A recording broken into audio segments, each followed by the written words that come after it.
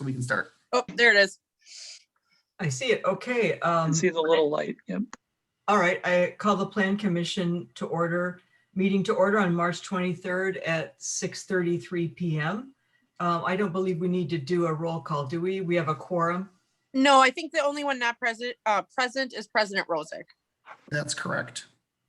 Okay, thank you. Number 2, we have the February 23rd, 2021 minutes. Any comments on those?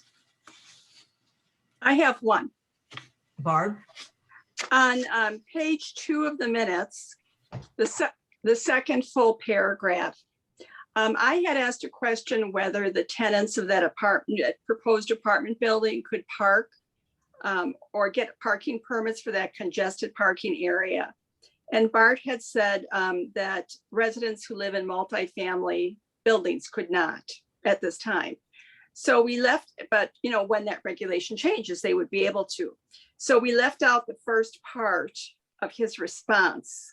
So Say currently they cannot receive that. Right. Okay. Right. So like after residential congested computer area and that they would not be able to do so at this time, but when multifamily residents and so on. So I would just insert that they cannot at this time. Okay. And that's it. Okay, thank you. Are there any other changes for the February 23 meeting minutes? If not, I'll entertain a motion. Move to approve. Second. Moved by Mr. Kudo, seconded by, I believe, was that Mr. Wycliffe? Yes, ma'am. Okay. All in favor? Say aye. Aye. Aye. Motion approved. We'll move on to item 3, which is a public hearing. And Barda will pass the baton to you to organize the hearing. Sure. So we will technically open the hearing at 6:35 p.m. I will read into the record the project and parcel overview, proposed operations. I will not read the review and approval section as that is pretty standard every time. It's found in code section 53525 and provided in your packet for tonight's reference. Project and parcel overview. L'Oreal McKinley has applied to operate a membership-based wine lounge at 3567 North Oakland Avenue. The business would occupy 1,367 square feet in a newly created, currently vacant tenant space within a portion of the former Harley's storefront. The business would be located on the first floor of a 5-story mixed-use building that is also occupied by the exercise coach and groom. One additional tenant space would be vacant. The property is zoned B1 Commercial Use District. The B1 Commercial Use District is intended to provide the village with a mix of retail, service, restaurant, office, and residential uses in a pedestrian-friendly, active shopping environment. Building massing, scale, and appearance and the general character of this district should be oriented toward a small-town Main Street pedestrian character. To encourage further retail development within the district, especially in the core blocks extending from Capitol and Oakland intersection, first floor commercial is required.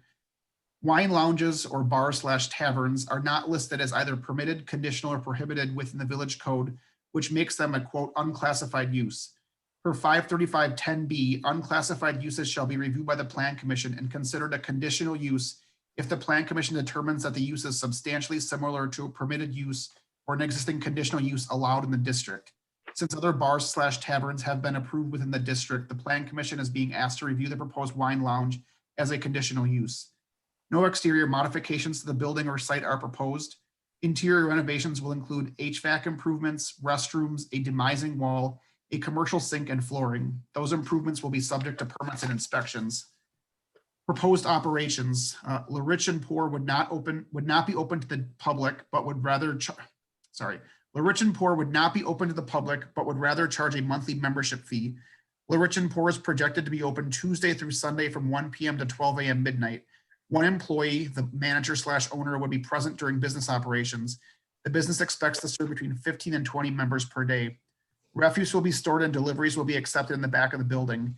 Based on approvals, permitting, and construction, expected occupancy for the business has been proposed for late June of 2021. A Class B intoxicating liquor license has been applied for and is scheduled for consideration by the village board on April 5th, 2021. The North Shore Health Department will need to review and provide corresponding license for proposed food service.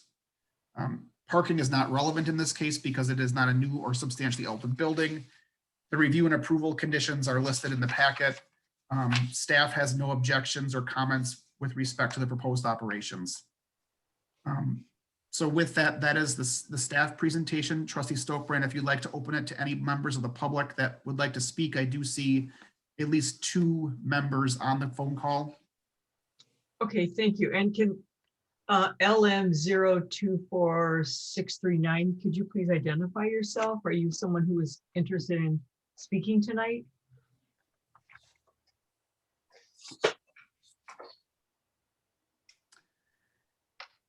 No response. Okay. I did have a question. I see Kate Flynn post. Would you like to comment at the public hearing tonight? You are muted, and I believe Bart, can she unmute herself? No, thank you. I'm just listening. Okay. Okay. Thank you. Yeah, if there are no public comments, we can close the public hearing. It is. I did see there's a Jackie Mitch. Did you have any comments? She's from Vanderwall for the comp plan. Oh, okay, that's right. I'm sorry. Should have recognized the name. So yeah, if I see no public comments, we can close the public comment period at 6:39 of the public hearing. With that, I would then turn it over to 3B, which I believe is consideration of the conditional use. So Trustee Stokebrand, if you'd like to lead conversation of that.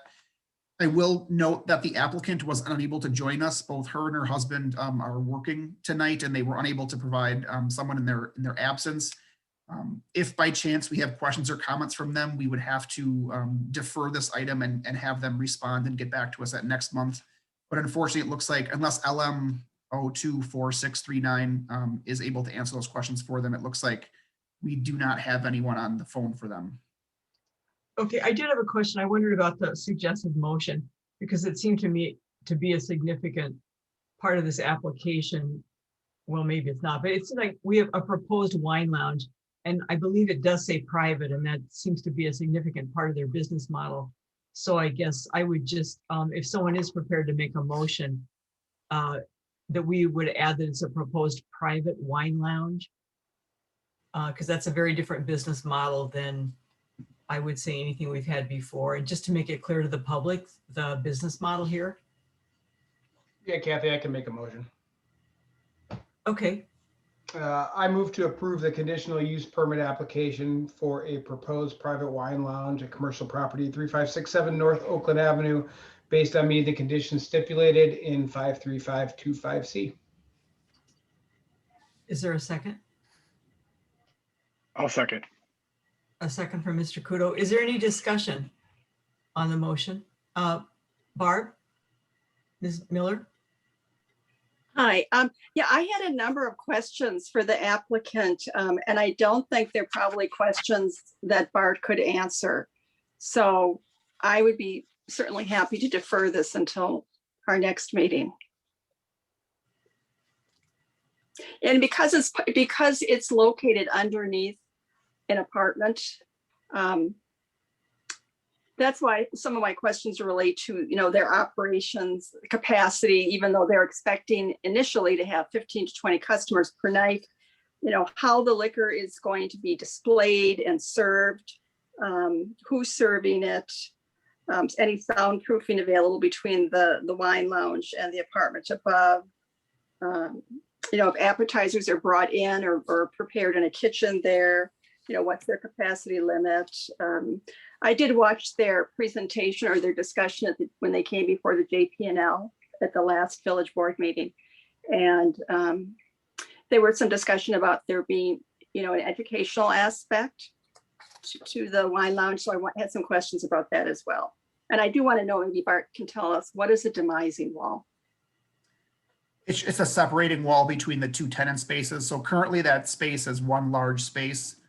So as part of to move in here, they'll need to construct that, and that would leave the one vacant space remaining. So it's pretty standard, just wall kind of thing. I do also see Trustee Carpenter's hand raised. She's in the call as well. Trustee Stokebrand, if you want to go through I plan. have one other question that I was just curious about from the drawings. So the building on the retail floor from south to north starts with the exercise coach, then there's the 2 vacancies, and then there's the groom or something, I believe. Which Correct. space would this one be, the one adjacent to the exercise coach or to the groom? Do you know? Yes, adjacent to the exercise coach. Okay, and I guess too, I was wondering, it almost made it sound like there could be some perhaps live music. If they had like a small jazz combo, I don't know, so that was to Barb's point about sound. Trustee Carpenter? You can Thank unmute you. yourself, I believe, and Yeah, can you hear me? yes. Okay, thank you. I was actually on for a topic later on, but I was just going to say that I may be able to answer some possible questions from their presentation to JPNL 2 weeks ago. So I don't know that I can answer everything, but just based on our meeting, there may be some questions that I might be able to answer. So if I can help, just let me know. Okay, Barb, do you want to ask and see if Trustee Carpenter has some answers to your questions? I will, thank you. So they're only planning at the moment to have one owner / manager staffing the lounge and anticipating what, 10 to 20 members a night. So I'm just wondering, are they going to have a bar with the manager behind it, and then the member says, you know, I'd like to try whatever, and then they're poured it just like you would at a regular wine bar? Or because there was something in here that said, you know, all the wine would be available to the members, although the manager will be the only person handling the wine and the appetizers. So I guess I just wanted to know how that operation was going to work. Did you explain, is it like a single serving kind of situation? Because you get a glass, I mean, it looked like you get so many glasses, you get 1 glass a day with a certain membership. That was my understanding, that you would get one included in your membership. I believe you can obviously purchase additional glasses, but included in your membership, excuse me, was 1 glass a day, and then they were charging for admission. So in addition, so if you are not a member and you wanted to bring a friend or a neighbor, there was essentially like a cover charge to come in addition to the charge. So, you know, sort of like any other bar, if you will, the membership is really just to include the 1 glass of wine per day. And then did they say, Trustee Carpenter, what the maximum capacity would be? We did not discuss that. We, you know, discussed, and I think their comparison to a cigar bar or cigar lounge or club was probably the most similar business model, and from my mind helped me kind of compare it, where you're allocated a certain number. If you were a cigar bar, a certain number of cigars. It's the same concept, but instead of cigars, it's wine. From a building code perspective, Barbara, I will just indicate, typically when uses go over 49, in 50 and above, that it changes their building code requirements. So smaller uses typically do stay underneath that 50-person threshold. I believe it adds an additional bathroom requirement and things like that. So although I don't know the answer to your question, it very likely probably would be underneath that threshold just based on the plans that are presented to us. But obviously their occupancy would be dictated by that building code threshold. Okay, yeah, because even if the music is soft, as indicated, you know, you get enough people in a room, and depending on the acoustics, that, you know, it'd be like, you know, living, you know, you'd be thinking, oh gosh, the neighbors have all their friends over again tonight. You know, it could get a little loud for the people above them. And I did wonder how that membership process would work. Let's say you've just come out of groom, getting your hair cut, or you finished a session at the exercise coach. You know, could a member, even though it's not open to the public, could a member of the public just walk in, you know, apply for membership, and then, you know, sit down on a couch or a table and, you know, have a glass of wine? And we may not know that without the applicant here. I feel it's a little bit inappropriate to ask Christy Carpenter to speak for Right. the people applying for this permit. Yeah, I'm just saying that's another question I had, but that I don't think that we can get the answers to those tonight. I see another call-in user. Is there someone on the call that is representing the applicant? If you can hear me? No, Trustee Stokbrand, it's probably me. It's Crystal. My video crashed, Oh, okay, so I'm on my phone. got it. Well, let's go around the table here and see what the will of the group is.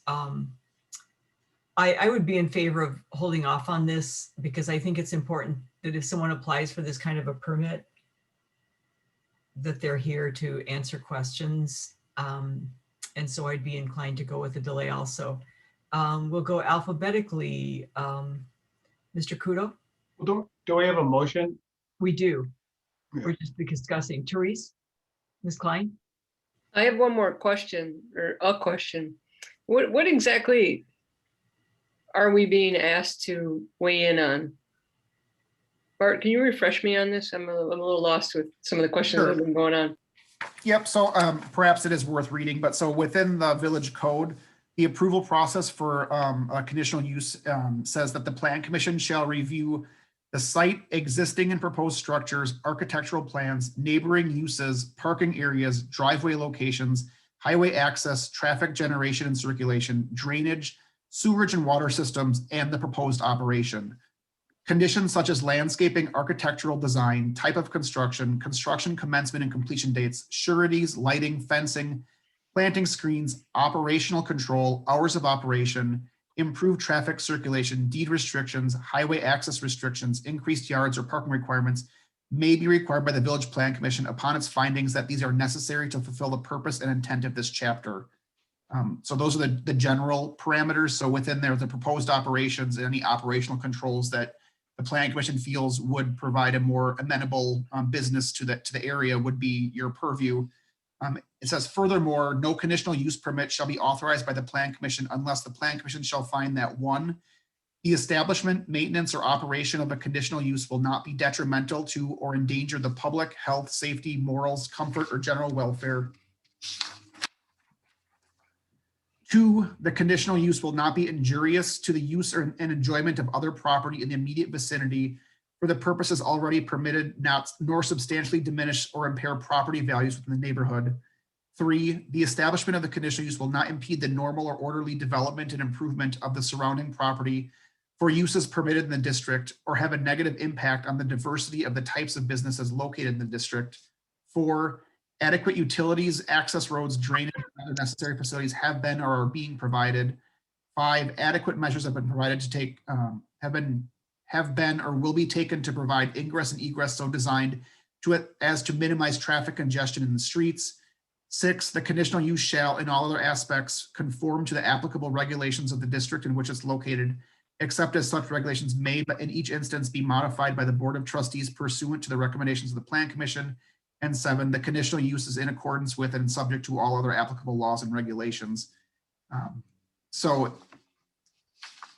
it's pretty broad in terms of what you're reviewing, but your actual authority to restrict, I think maybe Nathan has a better perspective on that. Looks like he's trying to weigh in. Okay, Attorney Bayer. Thank you. The legislature changed the law a few years ago, and the same criteria apply, but basically what they said is if by substantial evidence that the applicant can establish that the conditions either set by this body or identified in the ordinance can be met, then the body is compelled to grant the conditional use permit. And what that really means, based upon the factors that Bart just read, is if by substantial evidence the applicant can demonstrate that they can alleviate or address the concerns that are raised by 520 or 535-25C 1 through 7, those items that Bart just read. If they can identify with substantial evidence that they can alleviate those concerns and alleviate those issues, then the body is under the statute compelled to grant the conditional use. So that the overarching purpose and intent is to say, okay, we have a zoning. We have certain zoning regulations within the village of Shorewood, B1, B2, commercial, all those kinds of things. And somebody's saying, I want to put a use in this particular area that is not specifically enumerated in the statute. So it's conditional. So this body gets to weigh in and say, okay, well, even though it may not be enumerated, is it consistent with the other things that are going on, the other commercial enterprises that are going on in that particular zoning area of the village?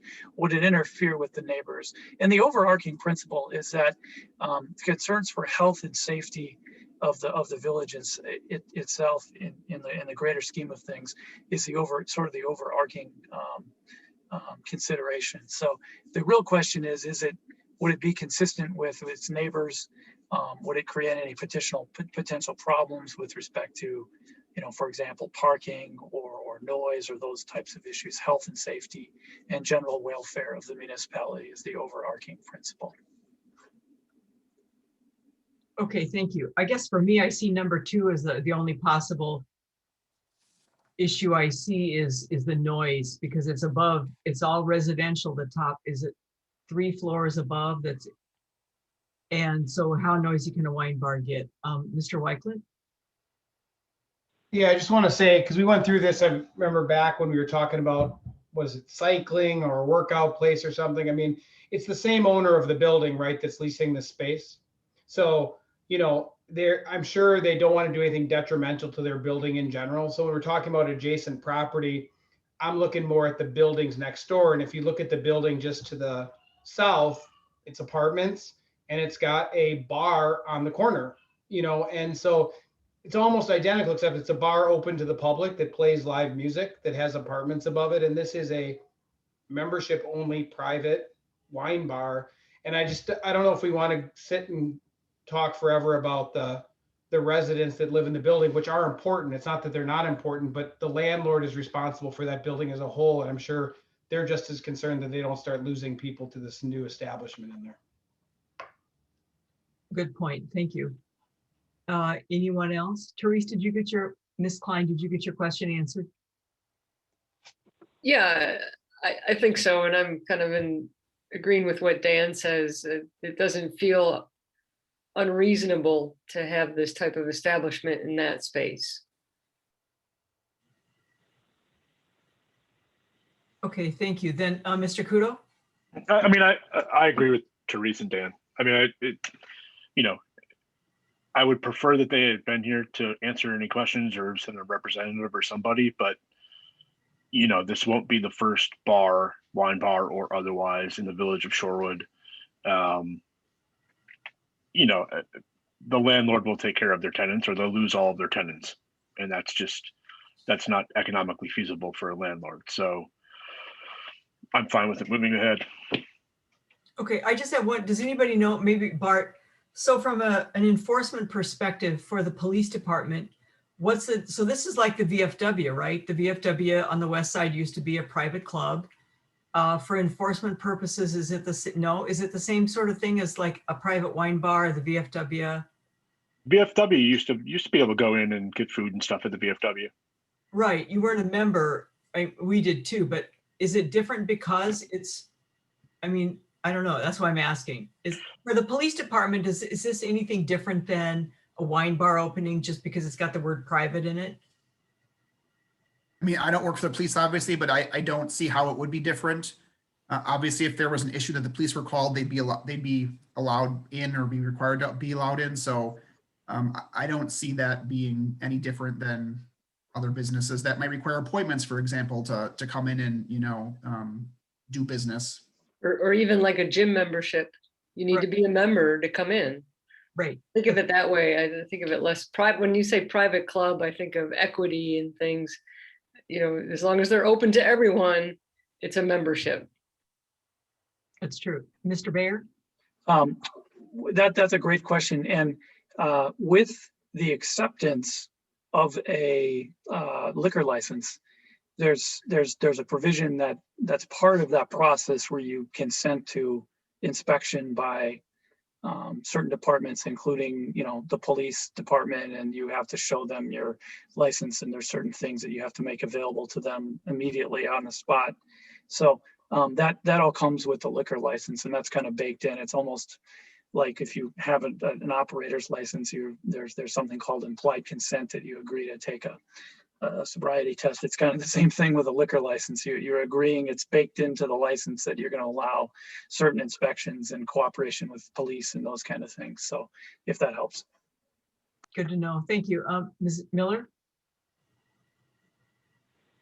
Yeah, when I initially read about it being a private membership only establishment, I had the same thought, but really it's no different than the exercise coach or Orange Theory or any fitness club where you can't just walk in off the street and hop on the treadmill. You know, you have to be a member to use their facility. So I don't really have any problem with that. Like Trustee Stokebrand, my main concern was the noise, you know, how big, how many members would they have per night? And that's really about it.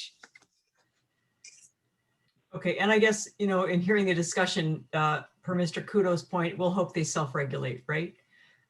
So we have a motion and a second. Is there any further discussion? Could the clerk please reread the motion? I believe it's, Oh, hang on. Crystal's ready. Yeah, Dan moved to approve the conditional use permit application for a proposed private wine lounge at commercial property 3567 North Oakland Avenue based on meeting the conditions stipulated in 535-25C. Okay, and we need to call the roll then. Yeah, because I can't see anyone. Trustee Stokebrand, Aye. Eric Kudo, Aye. Barbara Kiley Miller, Aye. Therese Klein, Aye. Sangeeta Patel, Aye. and Dan Wickland, Aye. 6-0. Okay, the motion passes unanimously. And Director Bart, you will pass along the action to the applicant. Yes. Okay, thank you. We'll move on to number 4 then, and I'll pass the baton again to you, Bart. Sure, and I will actually probably pass it to Jackie of Vanderwall. So in your packet, we did provide the updated draft, hopefully the final draft of the comprehensive plan as discussed at various meetings by the Plan Commission, both last fall and this spring. We held a public virtual open house last Wednesday on St. Patrick's Day, which was led by Vanderwall. And so Jackie is here to provide an overview of that, as well as answer any questions you might have on the final draft as we sit. And then as indicated in the packet, we are at the point where we would be looking for a recommendation from the Plan Commission. If by chance we're not there yet, I would need to have further direction on what needs to be included or revised. But we do believe that we have answered all the public comments that we've received at this point. So I will turn over to Jackie just to give an overview of what we heard last Wednesday. Great. Can everybody hear me? Yep. Excellent. Thank you for that very fine summary, Bart. So just wanted to share what we heard at our public meeting last week. And I wanted to just say thank you to those of you who were able to attend and to those of you who were able to encourage other folks to participate in the meeting. We did have a pretty fair turnout, about 30 people in attendance at the meeting. And when we were doing live polling as part of the meeting, we probably had about 22 people consistently responding to the polling. So I was glad to know that people were engaged kind of throughout the presentation. Do you have a breakdown for that on how many were staff and officials at all? You know, I didn't total it up, but I would guess it was probably about 5 staff and officials. Bart, did you make those calculations? I think the only staff on the call were myself and Village Manager Ewald. I don't recall seeing other staff there. So I think yeah, two from staff and 2 from Vanderwall. So if the maximum was 30, it would be 26 participants from the public or Plan Commission or trustees or whatnot. Yeah, that sounds about right. I think there are just a few. Over a dozen citizen participants. Yes. Thank you. So given the fact that we had limited time and people can only give so much time and so much attention to a public meeting, and because there are several detailed issues at play within the comprehensive plan, we really focused the meeting on the strategic directions because we felt like those really cross-pollinated with a lot of different recommendations throughout the plan. And we focused on redevelopment and future land use because we know that that's an issue that's important to a lot of people. So we provided an overview of both of those topics, and throughout the public meeting, we did do live polling. If you attended meetings like this in the past, you know that you can basically bring up a poll in the middle of the meeting, ask people a multiple choice question, and just take the temperature of the room in order to understand where people are. We emphasize in the meeting that you're not voting on a policy direction. It's just a way to gauge where people are thinking or where their support is lying. So we did ask them, so that as you probably recall, there are 4 strategic directions in the strategic directions graphic in chapter 1 of the comprehensive plan. And we did walk through each one of those and ask folks to rate their support for each one of those. So the first strategic direction, if you remember, is about making sure that redevelopment meets the goals of the village. 68% of the people who took the poll during the meeting either supported or strongly supported that strategic direction. 14% either opposed or strongly opposed that strategic direction, and 18% had no opinion. The next 3 strategic directions actually were more supported by the average, oh, thank you, by the participants. So strategic direction 2 was related to inclusivity, racial equity, and diversity in Shorewood. 73% supported or strongly supported that strategic direction. 14% had no opinion, and 14% opposed or strongly opposed.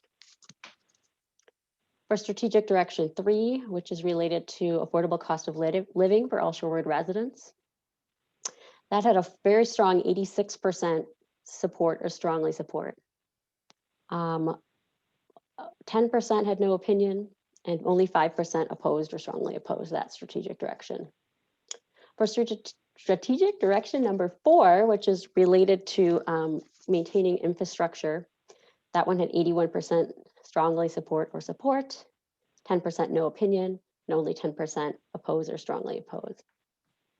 Then we also asked them what their overall impression was of all 4 strategic directions taken as a whole, and 71% of folks at the meeting supported or strongly supported the strategic directions as a whole. We also kind of asked the same question in a different way. We asked folks to pick, if the village had to only choose one, what would your personal top choice be? And we had a tie for that. So number 1, related to redevelopment, was tied with number 3, related to affordable cost of living. So those are our top vote getters for those. All right, so we also discussed later in the meeting about, actually it was at the beginning of the meeting, we talked about land use transition, particularly in those areas, those lower density residential areas that are adjacent to the village's higher density commercial or mixed use corridors. So neighborhoods basically that butt right up against Oakland and Capitol. The question is, should they be those areas which are kind of taking the brunt of the impacts from the higher activity, higher density areas, should they be encouraged to transition to medium density? This was an issue that I know we talked about the last time I was here at the Plan Commission. I think that was back in September, we talked about that. At that time, we determined that the policy would be to discourage or prohibit redevelopment of those areas within residential areas adjacent to Oakland and Capitol. So the idea is don't change the land use, don't encourage redevelopment in those areas. And we do know. We have one question. Do you mind if we take questions as we go? Yes, please. Ms. Miller? Yeah, I have some little things on typos I'll send to Crystal and Bart, but I had some other comments after reading this for what seemed like the 5th time. And they included those 5th and 6th bullet points in this first strategic direction. During your presentation during the open house, you had a slide that showed this point about discourage or prohibit redevelopment. And you had a little X saying through that, like the Plan Commission did not want this. And I do recall a discussion about that. And I think the majority of Plan Commissioners agree that we did not want to be sort of encroaching on those single or duplex neighborhoods with any kind of redevelopment. So I'm wondering, why are we saying, why not just say prohibit? Why say discourage or prohibit? Because it, who, depending on who's going to be making decisions in the future based on this plan, I just want to make sure we're giving clear direction. I think you make a good point, and in fact, somebody brought that up at the public meeting as well. I think really the reason it says it that way, it's prohibit, in my mind, is really zoning language, and I was trying to avoid confusion between the zoning ordinance and the comprehensive plan, and using a softer word such as discourage. But certainly, if there was consensus around not wishing to see redevelopment in those areas, we could just stick with the word prohibit.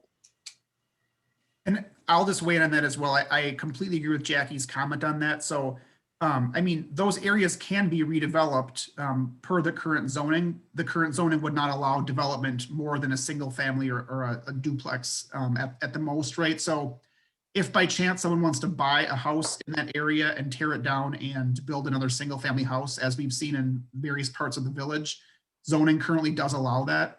So this is saying to discourage redevelopment. So we can't flat out prohibit someone from doing that practice. We did wordsmith this back in September, where I think it said discourage replacement, and we got rid of the replacement portion of it, because obviously if a house burns down, or if there's a natural disaster of some sort, we would want that replaced. So we did actually land on this language of discourage or prohibit the redevelopment. And I think Jackie's point is what I've been trying to drive home a lot in this comprehensive plan, is that the land use recommendations are the overarching theme, but the zoning really is where those prohibitions or height restrictions or setbacks need to be detailed. And so just for what it's worth, I understand your perspective, Barbara. I'm happy or fine with how that's worded, but if you have continued thoughts, we can, answer any questions on that. No, I think that really kind of clears it up for me. And I think the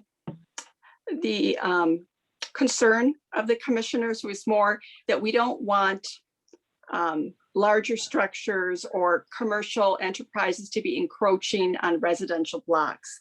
But as Dan had mentioned, it didn't make financial sense for someone to buy a single family property and then turn it into a duplex. We were talking about adding housing units. So I think it's fine then. I just wanted to ask about that. And then right below that, the next bullet point down lists a number of different desired public benefits. And it said that we would only use TIF or other incentives to consider height/bulk increases beyond what is allowed under current zoning when key public benefits are provided. So let's say we have one of the mixed use sections that we've defined with a maximum of 4 stories. And I kind of remember that we were adamant about, that it didn't matter what the public benefit was, that we were not going to allow structures to go up that were higher than that, no matter what the public benefit was. And perhaps Trustee Stokebrand could remember that, because I remember us having a conversation about that during the meeting when that came up. My basic understanding is that we would stick with the building heights that are currently in the building code.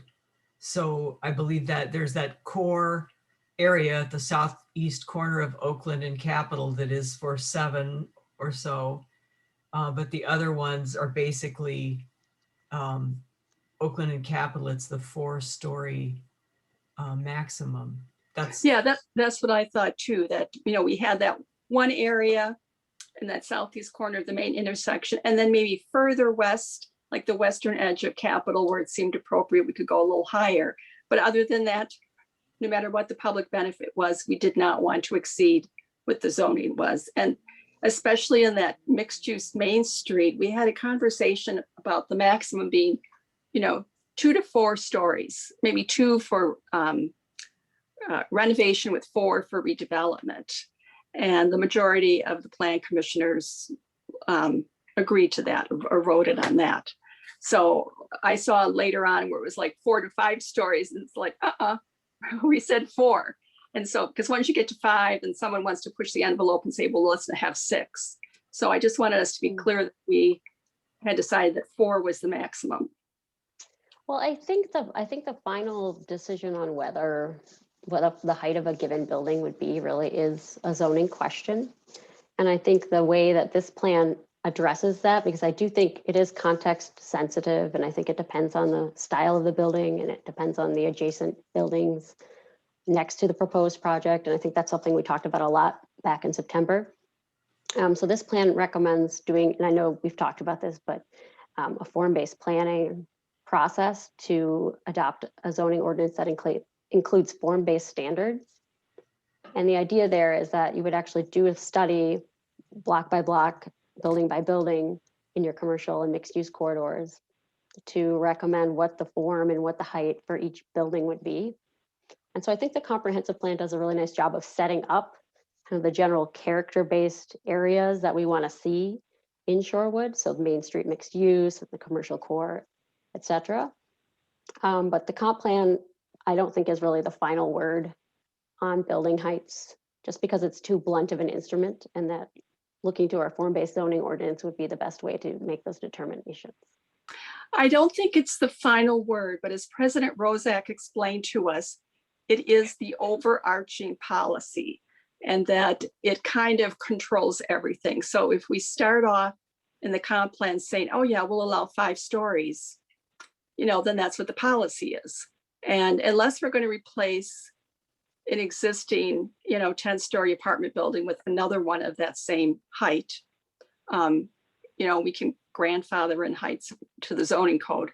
But I don't think we agreed that we wanted to have larger than 4 stories in those sections in the Main Street mixed use. Okay, I see Mr. Kudo has his hand raised. I mean, I agree with Barbara. Obviously, we've talked about, zoning codes where it may be more appropriate to have these specifics. But as Barbara said, if you're looking for an excuse or an opportunity to change the zoning codes or to move away from a 4-story building, having that wiggle room in the comp plan is exactly where you would look for. We went through this with development in the past. I think I'm not speaking for all of us, but I think the majority of us have been pretty adamant throughout this process that we weren't interested in more than 4 stories in these areas. And so, it may seem a little ridiculous or a little bit too specific, but as it relates to Shorewood and buildings and whatnot, I don't think you can be specific enough. Thank you. And so that bullet point, I believe it's a 1, 2, 3, 4, 5, 6 bullet point. So the sense that we're getting hung up on a bit is only utilize TIF or other incentives to consider height bulk increases beyond what is allowed. So it opens the door for TIF and other incentives to consider to change, to go beyond what the code has. Right. Right. And then Trustee Stokebrand, when we go further along, I've made this comment several times where I saw this 4 to 5 stories referenced. I know it's in the, the land use chapter and maybe one other place. So, this kind of is a vague, a strategic goal, but then later on, it does get specific about, 4 to 5 stories. So I thought, no, we need to discuss that some more, apparently. Sure. I know this is a specific comment, and once again, I definitely consider zoning and the comprehensive plan separate tools.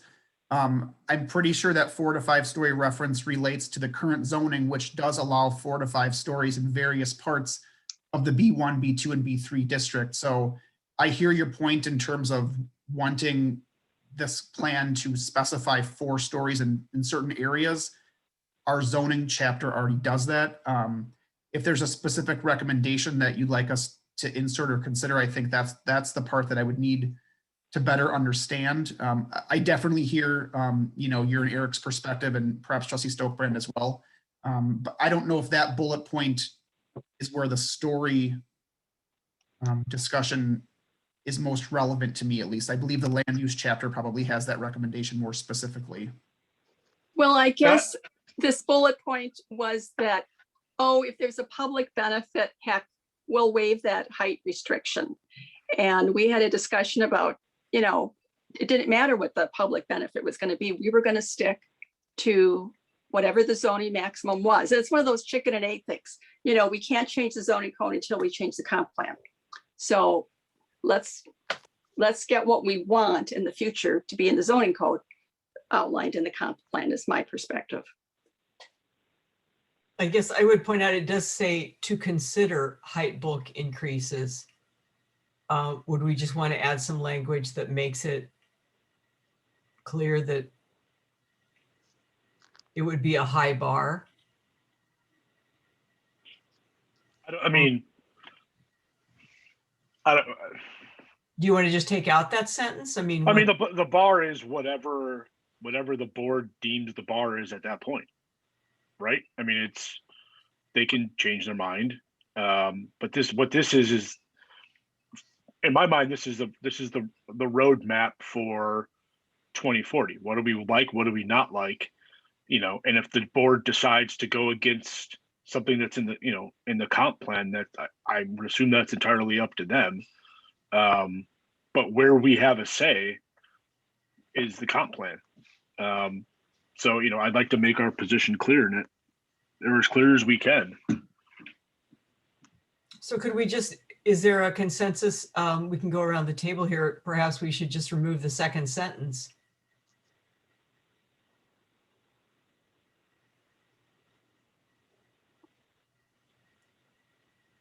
In this particular bullet point, that works for me.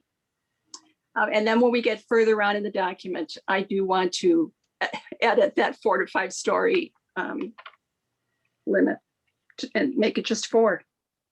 Okay, we should probably go around the table then. I believe Barb favors leaving out the sentence. Mr. Kudo? I agree with Barb. Okay, Ms. Patel? I agree. I would leave it out. Mr. Wycliffe? I'm fine with it the way it is. And Ms. Klein? Here we go. I'm off mute now. So leaving out the second sentence on the second to last bullet, yeah, I'm fine either way. I think it'll come up case by case. So. Okay, then it would appear there's a consensus to leave that second sentence out. Are we, Director Bart, are we okay to edit at that level at this meeting? That's why we're here, right? It is. I don't mean to put Nathan on the spot, but so just for your reference, this was scheduled for a public hearing at the village board. Any changes that we make at this draft at this point would delay that public hearing, which is completely fine. I just want to make sure everyone's aware that, you know, that these changes do need to be provided 30 days in advance of that. So we published this, the notice based on this draft being available last Friday, which is, you know, that was just our perspective on the timeline of it. I'm not suggesting that you have to rush anything through. So, but I just want to confirm with Nathan, if we do make changes tonight, that would impact our public hearing date. Is that correct? Well, in a word, yes. I mean, if they were substantive, if all you did was change, you know, what I would call scrivener's errors, and you added a comma here and a parentheses there, and just moved some things around structurally, but it was more or less the same, then I don't think you'd have to redo it. But if they're substantive, and I guess that's what we're going to have to determine when we're done tonight, is how substantive they are and how many there are, then yes, I mean, you've got to give the 30-day notice. And the idea behind that, built into the statute, are all these public participation distributions and meetings and public notices and public hearings and things like that. So the idea is whatever people came and viewed and participated in that meeting and said, okay, this is what they're talking about. This is what's going to be presented and evaluated by the full board in 30 days from now. that's their opportunity. So if there's a bait and switch, if you will, if it changes substantially between the time that public hearing takes place and it's out there and then the actual meeting, then someone could say, well, gee, I didn't understand that. I didn't realize that because changes were made within that 30 days window. So again, if they're non-substantive scrivener's errors, no big deal. But if they're substantive, then, then that may impact your ultimate time frame. And so then it would move from the April 5 meeting to the April 19 meeting. Is that correct, Bart?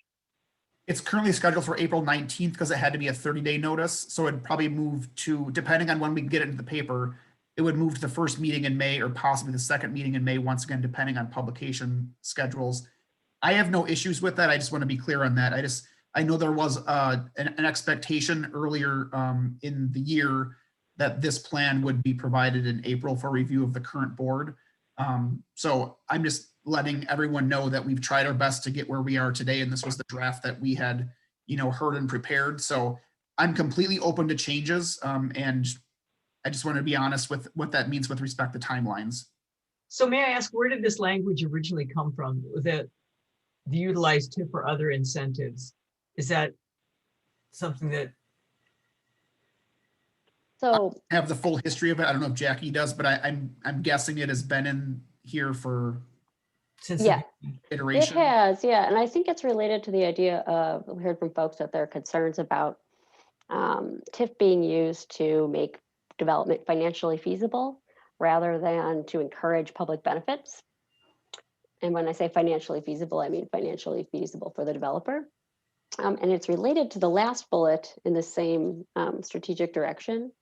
So I'll just read that briefly. Rather than approving size or scale exceptions to make redevelopment projects financially feasible, explore using TIF or other incentives to close financial gaps for redevelopment projects so that they are consistent with the recommendations of this plan.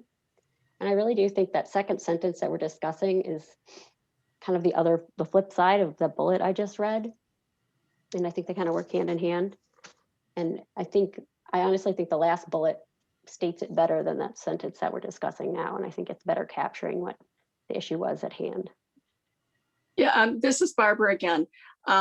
Building height and scale has been a key concern of residents ever since the mosaic went up, even maybe the light horse before that, but definitely for the last 6 years, 5 or 6 years. So when I see something like this, that, we can use TIF, to consider height or bulk increases, that's really strikes at what people have been upset about.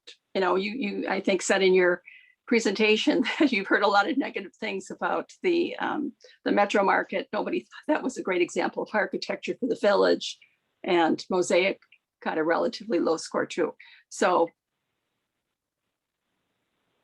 I think the purpose just, of I that, just it's typical to endorse this plan with this kind of language in it.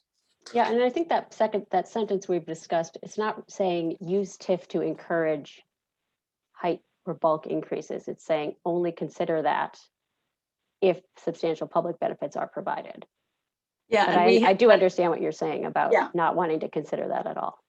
Exactly. We had said that in one of our earlier discussions, is that we didn't care what the public benefit was, that we did not want to be. And again, keeping in consideration of those neighbors that live just off of the business district, did not want more 6-story buildings going up.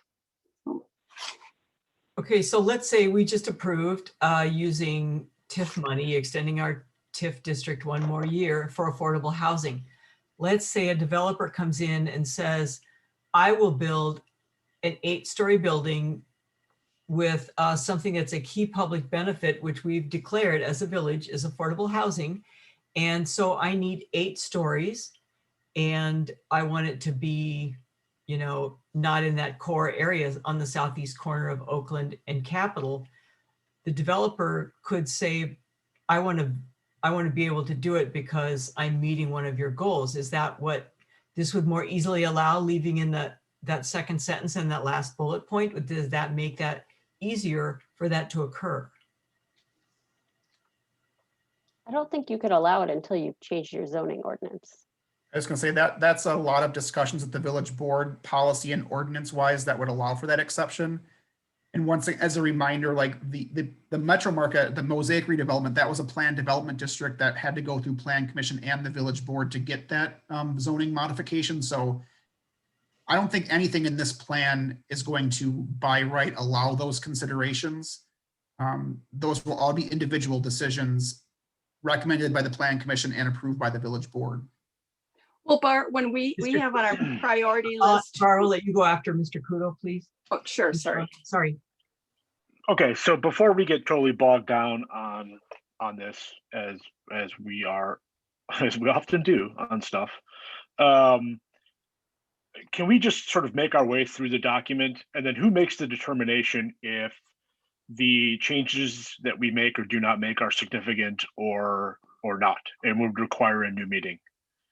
And I ask because I am more interested, frankly, I am more interested in the current board getting this document than I am whatever the new board happens to be, since the current board is the board that has been working on all this stuff and whatever. So how far can we go, and who makes the determination? Is Attorney Bayer, is he still? Yeah, I'm Nathan's here. always, Nathan's always here. He's here. It's a great question. Where's the line between substantive and scrivener's error, if you will? I did read the plan, but I didn't go through it with a fine-tooth comb, and I haven't been as intimately involved with it along every step of the process as you all have in developing it. But I think that the proposal that's before you is probably substantive enough to probably have to put it on the safe side, to put it out there, again, for the 30 days. And especially if there's going to be others, I think that goes past, just form. I think that's probably a functional element of the plan that you probably want to put out there to comply with the 30-day window that's found in the statute. Okay, thank you. Ms. Miller? Thanks. I agree with Eric that I would rather have this done sooner rather than later, so the current board can vote on it. So let's keep going.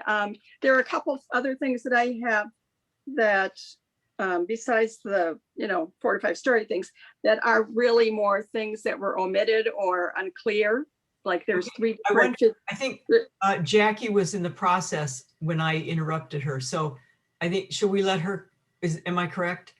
And yeah, let's keep going. Jackie, continue to work through the document. Yep. And if we'll just raise our hands, and then Jackie, if you don't mind, we'll just interject. Yeah, I was actually just kind of wrapping up. Okay. But why don't I just finish quickly, and then we can Thank you. turn to your questions. So we were talking about how the draft plan states that we are going to discourage or prohibit redevelopment within existing residential areas adjacent to Oakland and Capitol. And we had posed that question once again to members of the public. And the reason we bring it up is because there are some benefits to consider on that issue. For example, it could provide a better transition between your higher density, higher activity mixed use corridors and your lower density, lower activity residential areas.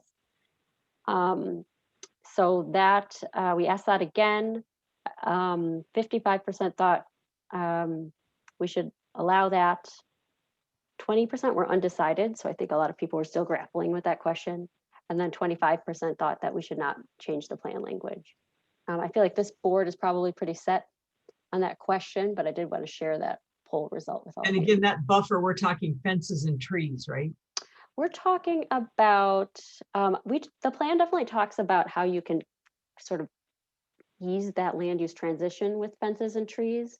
But this question is about whether we would want to allow someone to tear down single family homes or duplexes adjacent to that Oakland or Capitol corridor and construct townhomes or something a little bit more of a medium density to provide a transition between the lower density neighborhoods and the higher density mixed use and commercial corridors.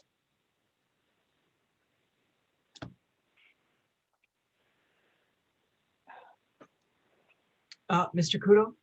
Yeah, I mean, that transition that Jackie was just talking about is something that I would strongly oppose. I mean, I just, I thought we had that conversation I think so. Mhm. ad nauseum with, so again, But as we like, often do. okay, thank you. And would a duplex be allowed? We hadn't really gotten that far, but I think the idea would be something higher density than what your existing neighborhood would be. So something like townhomes or condos. We didn't really get into the weeds of it, but it would be higher density than what you'd be tearing down. So Okay. just for an answer to that question, currently duplexes are not allowed to be developed per zoning, but this land use category that says low density residential would allow for the consideration of whether it's an accessory dwelling unit or a duplex. However, once again, the actual determining tool on that decision is the zoning. So the village's current zoning does not allow for the construction of new duplexes. It does not allow for the construction of accessory dwelling units, but we understand within this plan that those kind of flexible, smaller options are perhaps desirable. So within this lower density residential category, it would allow for consideration of those. But once again, the zoning is the actual tool that my office would use to review with whether or not we would permit that development. So once again, we're kind of bouncing back and forth with the distinction between land use and zoning. So the specific question on duplexes is the zoning currently does not allow that. Okay, thank you. Ms. Klein, you had your hand up, I believe. Did you have a question? No, that's okay. Okay. All right. Ms. Mitch, did you have anything else? Just to say that we have a comment form out there, and we're still collecting comments from the public on the presentation. The presentation was recorded, it's online. So we hope to hear back from more folks on that. Okay, just as a point of information for me, moving to this land-based or form-based zoning, what is the process for something like that to happen? Where would we go from here? I would recommend that you, I think it's too much work for your staff. I think going with a consultant that does this kind of thing all the time would probably be the right path. Usually what happens is the consultant would do it like a corridor study, and there would be sort of a public input process. I think they like to do tables with maps and getting people around the table and kind of talking about different, what's working, what's not working in the mixed use corridors, and sort of getting a vision building by building, what is desired for each area. And from there, they develop kind of a guiding document. And then that vision is used to write actual zoning ordinance language that can be adopted into your code. So I think this is done various different ways, but based on what I know about Shorewood zoning ordinance, it wouldn't necessarily be a wholesale rewrite of your zoning ordinance, although I'm sure there are many things you may want to look at. It's really surgical, adding new standards into your mixed use parts of the village. And so is this something that would take a couple of years and a $50,000 contract with a consultant and more of what we've done, except more specific, as you said, building by building? Yeah, much more specific than the comprehensive plan process. I couldn't tell you how much the contract would be, but your guess is as good as mine. But I heard loud and clear from the public that every single building has different characteristics and different needs and different impacts on the neighborhood. And, blunt regulations such as X number of stories doesn't necessarily cut it, because it doesn't create the type of development that people want to see. And so a form-based code is one way to ensure that you have the public space, you have the setback, you have the pedestrian environment that works for everybody and works for the existing development. And so that redevelopment actually works for people rather than disappointing people. And it is used in Milwaukee in various corridors. And so our commercial corridor, excuse me, is historically no different than that development. So it's definitely something that I as staff would love to do, but to Jackie's point, it's a really dedicated, specific effort. I would definitely lead it through the plan commission, but we would probably need to bring in an expert to help us, define or calibrate, as they say, those specific details. Okay, thank you. Okay, so where do we stand with the consideration of the comprehensive plan for the village board? Should we go around the table? Is there anything anyone else would like to specifically address? Mr. Weichland? I just want to say on that bullet point, I think if we reread it in the way Jackie reread it with that bullet point at the bottom, I think we might be reading into it a little more from our discussions before. And I think it's fine. I'm still going to say it's fine the way it is. And I think it'd be a mistake to change it, especially if we had to push this out.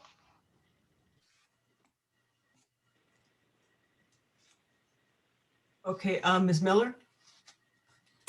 Thanks. I have just a couple other things. As I said, some grammatical things I'll just email, but a couple things I wanted to draw to attention.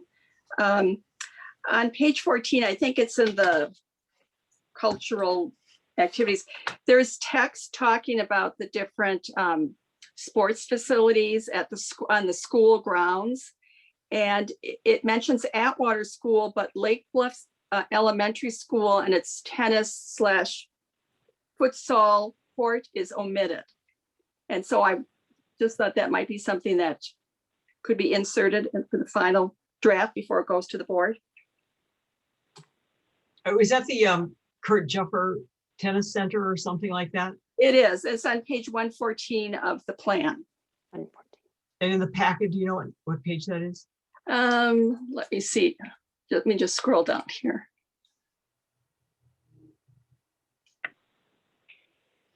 Yeah, I have no personal problems with including that if that is just a simple omission. I don't think that changes the substance of the plan. 143, Kathy. 143. Okay, thank you. Okay, and then after that, on page 134, there's a chart that talks about each of the TIF districts and when they're going to close and what the increment's going to be. Included in there is TIF number 1 closing in 2021 with an increment of 2.5 million. And I wondered, now that the board has voted to extend that TIF a year and use that 2.5 million set aside for affordable housing, did you want to update that chart? Yeah, we And can that make was that on- change. Yep. Mhm. Yep, that's on page 134 of the plan. Okay, thank you.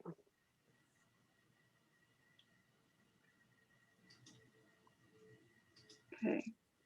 Then in the land use chapter on page 166, there's text and a chart that talks about the number of new housing units.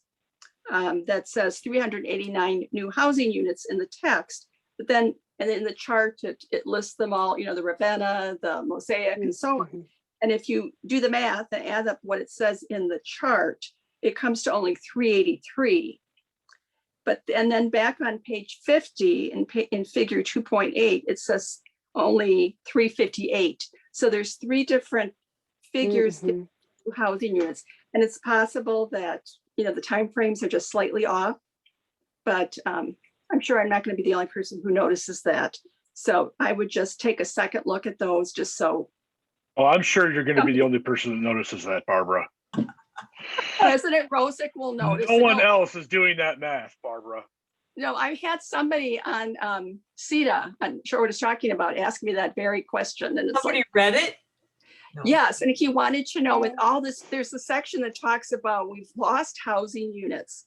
And he said, you know, how with all this development, do we have less housing units? And I said, well, go to page 50 and it says we have 358, because that's as far as I had read at that point. And then, you know, then I noticed, hey, wait a minute, it's 389, it's 383, which is it? I know that some of that is attributable to the fact that we're using 3 different data sources. So I think you described one list was redevelopment projects and how many units those included. I know we have a list in the plan, that's what the census thinks it is, and census does its very best, but I would imagine that the village's records are closest. And then building permits is probably a third data source, and I'm pretty sure the building permit one, that was based on a moment in time, kind of a snapshot in time, so I could see that those figures wouldn't exactly add up. Well, on page 166, maybe there's just needs some language, like if the chart just shows the major development projects, whether there were some smaller, things going on. Maybe there's just, we need something inserted so that the discrepancy is understandable. Well, and at least the, so the data in each chart has correct attribution, so it's clear that they perhaps came from different sources, right? Exactly. But this would not be a substantive change, right, Nathan? I would agree. Keep going, Barbara. Yep, correct. I would be happy to verify those specific charts and data because they probably did come from my office. So, but I agree with Nathan that would not be substantive in my mind either. Okay, I did have some questions about some photos that were out of date that I can mention to you, Bart. Okay. Yeah, and then, I wanted to have a discussion about, it says we need 2 more acres. And I just thought, well, where the heck are those acres coming from? But Right. that's, that was just one of those quizzical things that we don't need to go into right now. Because I just didn't understand. For parks or? It's just that because we're going to need more housing because household population is smaller, but we're gonna, it's like, so it says we need 2 extra acres. And I thought, really, we only have so much land. So where's Maybe it that's coming taller from? buildings, Barbara. Maybe that's taller buildings. No, he's talking about acreage. That's it. And I thought, okay. And stop. They Stop. still have their eye on Wilson Drive. So that's it. That's all that I'll share. Let's put it that way. Okay, so were there concerns about the land use chapter though? I mean, it seems like I wonder if we need to take a vote on the bullet points that we had talked about to make sure that we have a consensus or at least a clear vote on the bullet point about using TIF to consider, I believe the verb is to consider expanding building height as well as, help me here again, what page was that? The 1, 2, 3, 4, the strategic directives. I'm scrolling. Yeah, that was in the beginning. I know on page 174 in the land use chapter, when it describes Main Street mixed use, it does mention 4 to 5 stories. It says that for all of those mixed use neighborhoods. Yeah, in the land use chapter, we do have height ranges described generally. And then we say height is going to be an individual decision based on the surrounding context. So we're not pinning any particular property to a particular height, but we do have numerals with height numbers. Yeah, there's that included in the land use. 5, was a sticking point for me. So but doesn't the zone, I thought the zoning code says 4. So why in our comprehensive plan would we say 4 to 5? Well, I don't know, Zoning Bart code doesn't say 4 to 5. The zoning code actually says 4 or 5, depending on which area of that district you're in. Okay. So that's where that number came from. So I don't have it in front of me, but if you open the zoning chapter of height limitations, it says 4 stories in these areas of the business district, 5 stories in these. And so when we drafted the plan, the 4 to 5 came from when we merged all of those zones into that land use category. We kept the current restrictions at 4 to 5, but we did not intend on making individual land use districts based on those zones. Because once again, in my utilization of this in the comp plan, it's land use and zoning are different. So the general classification of 4 to 5 came from the current specific districts that are in the current zoning chapter. Okay, thank you. Ms. Miller? So let's say we pass this comp plan along to the board who approves it. Then do we go back? We go and we change the zoning, so 4 maximum, and we're going to work on a form-based. Then do we have to go back and edit the comp plan so that it matches the zoning code? It's like so that they're at least consistent. I mean, how does that work?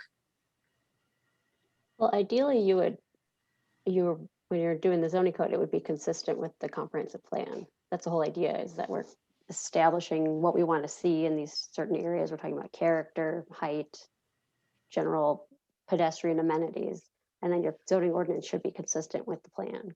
That's why Yeah, we're trying to keep the language loose so that you don't have to go back and amend the comprehensive plan. Unless you change your minds about something important, you probably shouldn't have to go back and amend the plan. Yeah, and that's what I thought, and that's why I just want to, we said we didn't want to go more than 4 stories in that main use mixed use. Well, I thought I had heard, don't change it and don't make it higher, which is kind of a subtle point, but because you do allow 4 and 5 now, that was my interpretation of what the discussion was. Yeah. So I Barbara, that apologize. is where we were in our meeting, where there were areas where there were suggested that we increase it. And then we just said, no, we're not increasing it. Let's just leave it the way it is. That's where we left the meeting. Yeah, that's not what I recall. I remember we kind of took a little informal vote, on maximum, it was like 2 to 4. And maybe you and Therese were against that, but the rest of us voted for it. That's my recollection. But I guess Very specific memory. Could I say something? I thought the conversation was, we have several mixed use areas. Some of them are already zoned for 4 or 5, like right at the Culvers area or something. And so when you are talking about mixed use, you're lumping in everything, which is why you have that range. That's my understanding of what's happening here, but could someone clarify? Correct. So the future land use map that's included within the plan has those 4 main future land uses on the Oakland and Capitol corridors. And within individual parts of those, the zoning is different. And I'm just going to, once again, zoning is not land use. So if you have the purple Main Street mixed use district and it says 4 to 5 stories, it says that because there's parts of that area that currently is allowed to have 5 stories currently. I did not hear a specific recommendation to down zone any property. I heard there might have been a preference for 2 to 4. And I definitely know that we shrunk down the red central core district that which used to go all the way up, I believe, to the metro market. We shrunk that area down and expanded the purple Main Street mixed use district. But I didn't hear a specific recommendation that this plan is suggesting that anything be down zoned. Once again, the down zoning would be a separate process outside of the comprehensive plan. I thought, and I'm sure, Barbara, your memory is probably perhaps more accurate with respect to what specifically you had intended. But I did not hear anyone specifically say this plan should recommend that properties be down zoned. Okay, well, I think just for clarity and for some confirmation, I would like us to go around the table and express a preference for leaving the language so that it allows in the future land use map, there are some areas where it could go 4 to 5. And I think we need to go around the table, and I would be comfortable leaving it 4 to 5 as per current language. Let's see, we'll start alphabetically. Mr. Kudo? I'm fine with leaving it. Let's see, Ms. Patel? I'm fine with it. Ms. Klein? I'm fine with the language as it is. Ms. Miller? It's actually Kylie Miller, but Kylie Miller, as- sorry. when I think hearing Bart's explanation now, I would be okay leaving it the way it is in the plan.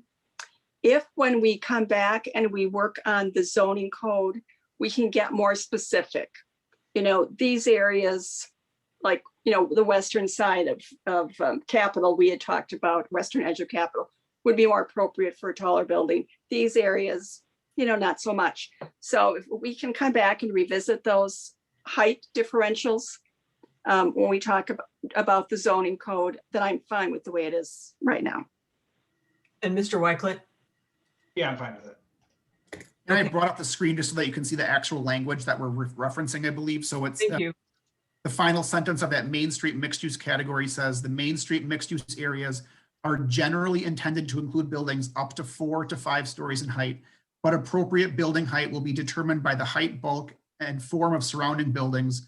Ground floor non-residential development is required in this area. And then the recommendation is to change to form-based standards. So this is essentially recommending that process that we go into to determine that context, and the 4 to 5 matches the current zoning. So Just off the top of your head, do you remember, is the Oaks and Harbor Chase, are they 5? I would bet they're 5. I know that Capitol from the western boundary, I want to say to maybe, I don't know, Morris or maybe even further is 5. So that further western section, including parts of Wilson Drive, does have 5 stories. And then on Oakland, the 5-story boundary is, it's a certain distance north of Capitol and a certain distance south of Capitol.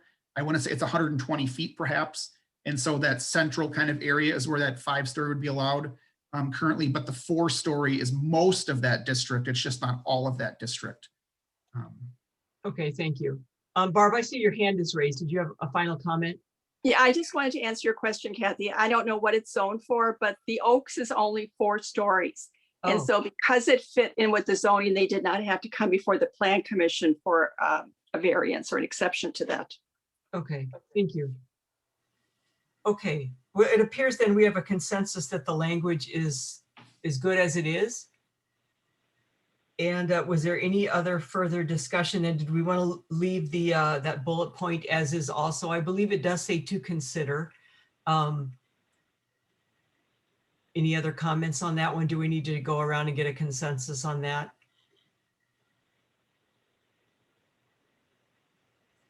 If there's no further discussion, is there a motion on the resolution? Or is there further discussion? I don't want to cut off discussion. Is there anything that, so we're voting on the entire thing right now? I believe so. Is there We anything? have no motion. We have no motion. Okay, so that's what you're looking for. But is there anything that we have changed that would move this to a later board meeting? I don't believe I so. just- because it's my understanding that we're leaving those last 2 bullet points under number 1 as they are. Is that correct? Am I misunderstanding? That's what I heard, correct? I just get a confirmation from Nathan. I'm just gonna be a pain Sure. about this one. Yeah, well, let's hear the motion, because if there's going to be direction to make, I'll make a motion. How's that? Okay, Mr. Weichlet? I don't even think I have to make one up here, Bart. You made this really hard. So I make a It's on- motion. I think it's on page 18 of the. No, that can't be right. Yeah, page 18. Is I'll that- make up a motion anyway. It'll just be worse that way. No, So it's This is just for clarification, this will be the recommendation comes via resolution. And so the resolution is included within the packet. So what the motion would read would be a resolution recommending the adoption of the Village of Shorewood Comprehensive Plan. It's resolution drafted 2021-09. So that is one, we typically don't do resolutions at the Plan Commission, so perhaps I flubbed on making that clear. But yeah, the proposed resolution is in the packet. I think it's on page 18, if I'm not mistaken. That's a really long resolution.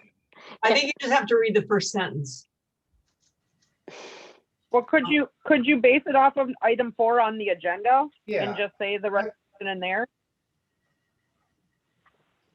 Yeah, hold on. Oops, Come on, Wickland. sorry.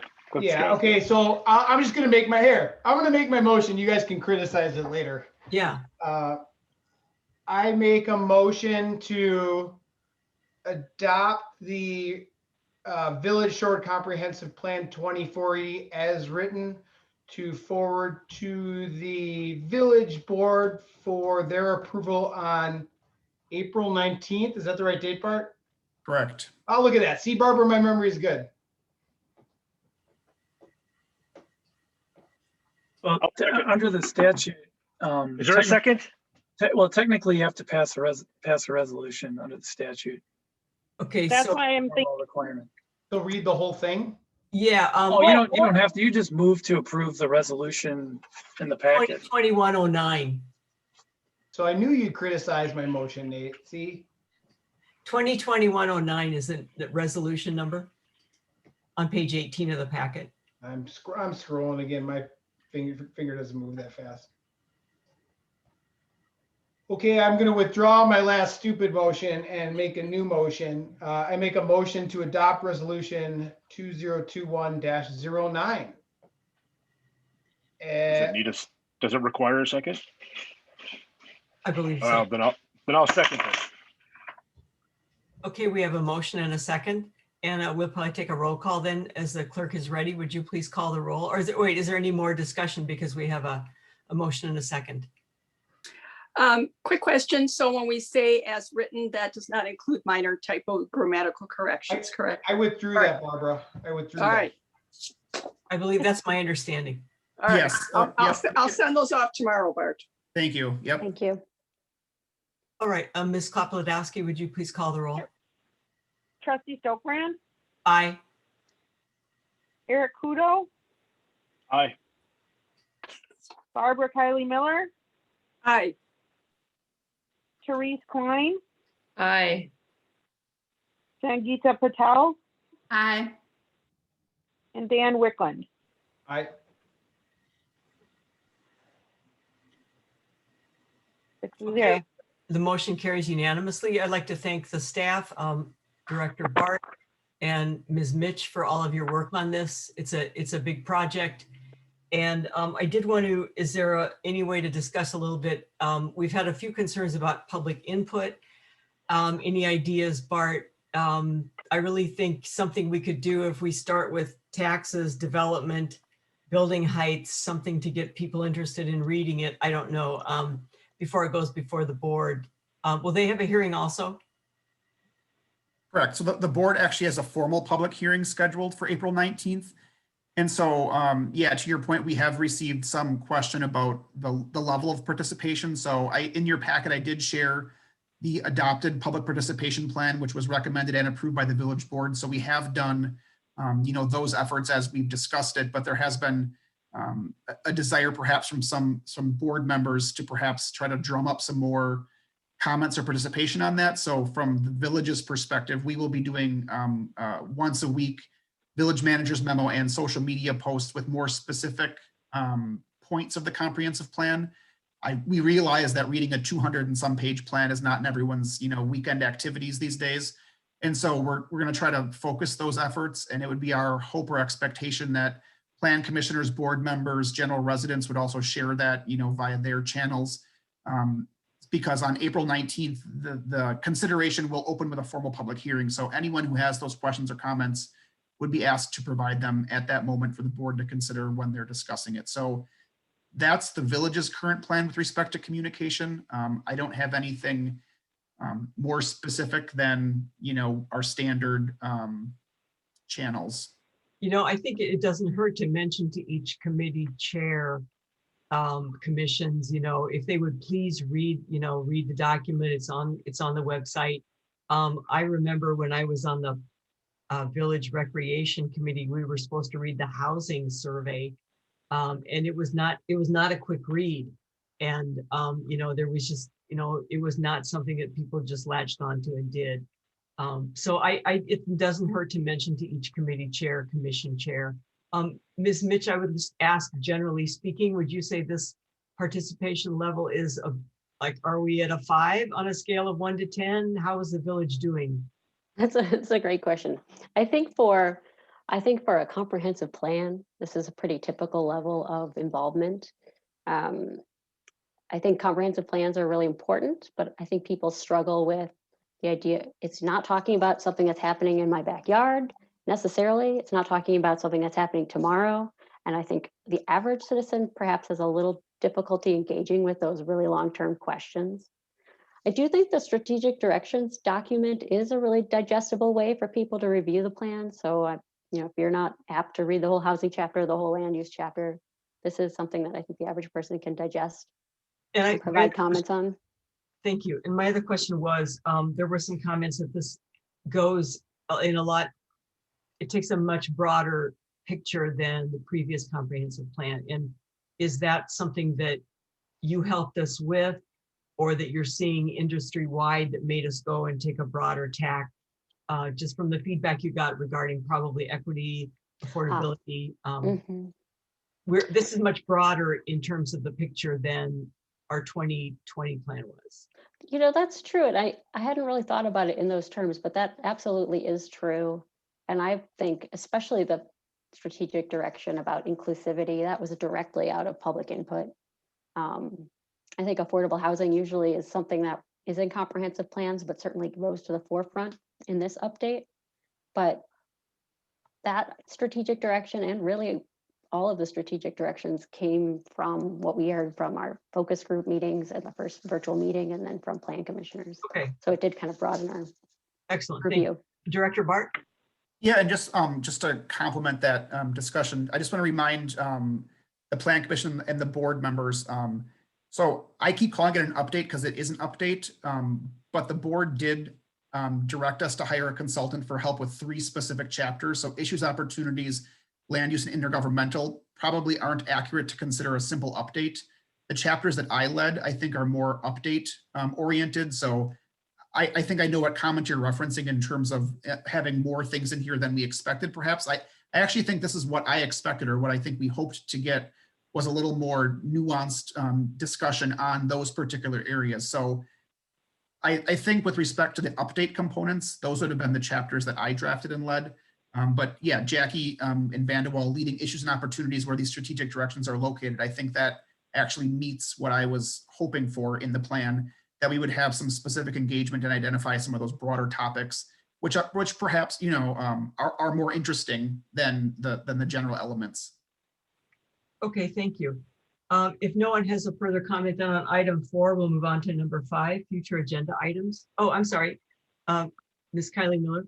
Yeah, I just wanted to add that there was another trustee who mentioned to me that that most people don't realize how broad the areas of discussion or what the comp plan covers.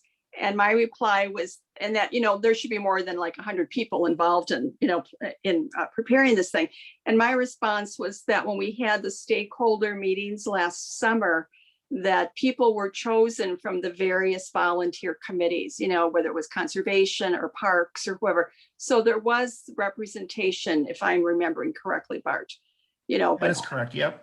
Yeah, so there was, it wasn't people not just giving their individual opinions. We had people representing those groups, but, rather than, I had posted, the table of contents on social media so people could see what was included, but maybe posting those strategic directions would be like the next step to get, and, posting the date of the public hearing to get people talking about it. Because, last week was a difficult week. There was a school board meeting on Zoom Monday. There was, or rather village board. Then there was a school board. Then there was our public hearing. Then there was a candidate forum. Kids are back in school for the first time. So I think it was just, the parents are excited. So it was just, timing was maybe not the best for the biggest turnout for our public open house. And I wonder, would it be fair, would there have been any privacy issues? Could you put, those different groups that you had together, Bart? Could you put the names of the people that were in on those? Because I would think it may indicate breadth and depth of the people who were involved last summer. Yeah, at the very least, we have the representation group that they were invited for. So whether or not we feel comfortable, Okay. stating a certain, but we definitely have, the 30 or whatever groups that were asked to participate. So we could say representation from the following groups was involved in the focus groups. I think that would help expand that description. And perhaps the number of people at those groups. Yep. Okay. I thought reading all the comments at the very end of the plan was also very enlightening too. So it was good for me to read those. All right. Anything else on number 4 then? Moving on to number 5, Director Bart. Yeah, I have no future agenda items. Obviously, this is the main focus of what we're working on. If and when the board adopts it, the first thing that will be brought back to you would be, the implementation charts as to what we want to propose. If any of those require budgetary action, obviously we want to get those discussed and determined before the board meets starting in August to discuss next year's budget. So I think timing wise, we're good on that. But things outside of the budget, we can obviously start working on as well. I will share future agenda items. We have 2 conditional use permits that will be reviewed next month. One is for a clinic, which just in my opinion, unfortunately requires it because the code is very specific in stating clinics, but it's a very small use group, but obviously you'll have the chance to review that. And then the other one actually is for the canoe and kayak launch in Hubbard Park. We do identify that recreational amenities such as that in public parks along the river are conditional uses. So you'll be reviewing the plans for those as well in anticipation of that being constructed, I believe, later this year. So those two things will be on next month's agenda. Depending on what the board does or doesn't do on April 19th, it is possible that we would also have an update on the comprehensive plan for you to start discussing. Okay. Thank you very much. And again, thank you, Director Bart, for your work on this, and Van de Wall. Is there a motion to Still adjourn? going. I'll move to adjourn.